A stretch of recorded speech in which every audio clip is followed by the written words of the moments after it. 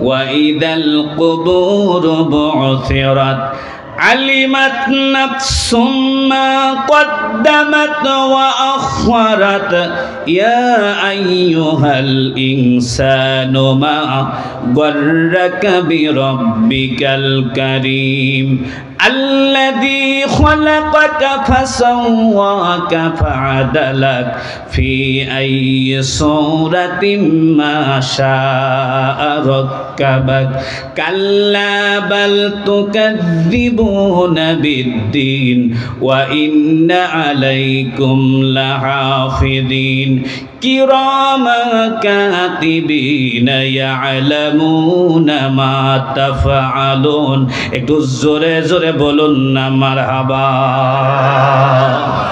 সাতটা আসমান পৃথিবীতে ভেঙে পড়বে, চক্ষুটা বন্ধ করুন, হৃদয়ের আয়না দিয়ে একবার খেয়াল করুন তো পাহাড়গুলো শিমুল তুলার মতো করে পৃথিবীতে উড়ে উড়ে আসবে। হাদিস শরীফের মধ্যে আসছে গোটা পৃথিবীটা কেমন জানি হয়ে যাবে, একেবারে ভেঙে পড়বে।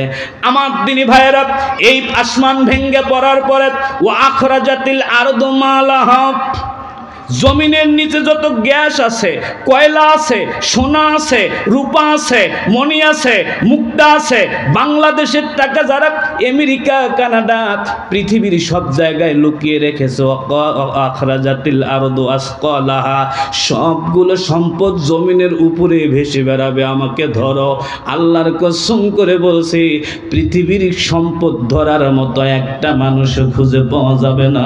একটু জোরে জোরে বলুন তো মারহাবা। আজকে 15,000 টাকার বেতনের জন্য যুবকরা গার্মেন্টসে কাজ করে, টাকার জন্য ওরা কত দুর্নীতি করলো, টাকার জন্য মানুষ চুরি করে। পৃথিবীতে যারা টাকা চুরি করে গুপ্ত জায়গায় রেখেছিল, সব সম্পদ, খনিজ সম্পদ, স্বর্ণ, রৌপ্য, মণি, মুক্তা যা জমিনের নিচে আছে, সব সাতটা আসমান চাপা দেওয়ার পর সবগুলো সম্পদ জমিনের উপরে আসবে।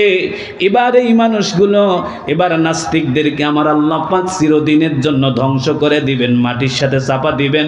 হাদিস শরীফের মধ্যে আসছে এরপর 40,000 বছর শুধুমাত্র পৃথিবীতে বৃষ্টি হবে। আল্লাহু আকবার বলবেন না? আরেকটু জোরে জোরে বলেন আল্লাহু আকবার।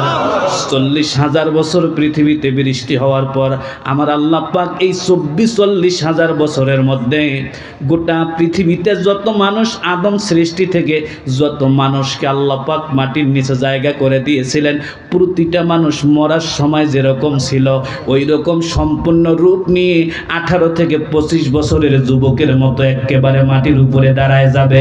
একটু জোরে জোরে বলুন না মারহাবা। অনেকে প্রশ্ন করবেন, নিসারি হুজুর আমরা তখন কোথায় দাঁড়াবো? হাদিস শরীফের মধ্যে আসছে আপনার বাড়ি যেখানে, কবর থেকে মানুষটা উঠে দেখবে যে সে কাশিমপুরে দাঁড়ায় আছে। আল্লাহু আকবার বলবেন না? আমি দেখবো আমি রংপুরে দাঁড়ায় আছি, রাইফি সাত জামাই আমরা দেখবে উনি পঞ্চগড়ে। আপনার বাড়ি যেখানে, আপনি ঠিক ওই জায়গায় দাঁড়ায় আছেন। গরু উঠবে গরুর লাইনে, মানুষ উঠবে মানুষের লাইনে, ঘোড়া উঠবে ঘোড়ার লাইনে, পৃথিবীর সমস্ত প্রাণীগুলো উঠবে সবার নিজ নিজ নিজ নিজ গ্রুপের লাইনে। শুধুমাত্র মানুষের দল হবে 4টা। জোরে বলেন কয়টা? আরো জোরে, জোরে হলো না সবাই কোন? এই এতক্ষণ পর আমি ইয়াউমা ইযিন তুহাদ্দিসু আকবারাহার গোড়ায় আসছি। আমার দিনী ভাইরা, 4 গ্রুপে মানুষ উঠবে, 4 দলে। অনেক উলামায়ে কেরাম বলবেন হুজুর হাদিস শরীফের মধ্যে পড়েছি হাসরের ময়দানে মানুষের দল হবে 72টা। আপনি বললেন 4টা। হ্যাঁ, এই 72টা হবে।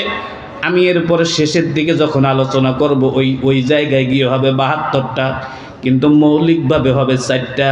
1 নম্বর দলে তারা দাঁড়াবে যেই মানুষগুলোর হিসাব হবে না, বিনা হিসাবে আল্লাহ তাদেরকে জান্নাতে দিয়ে দিবে। 2 নম্বর লাইনে যারা দাঁড়াবে, যাদের হিসাব হবে না, বিনা হিসাবে তারা জাহান্নামে যাবে। আল্লাহু আকবার বলবেন না? ওদের কোনো হিসাব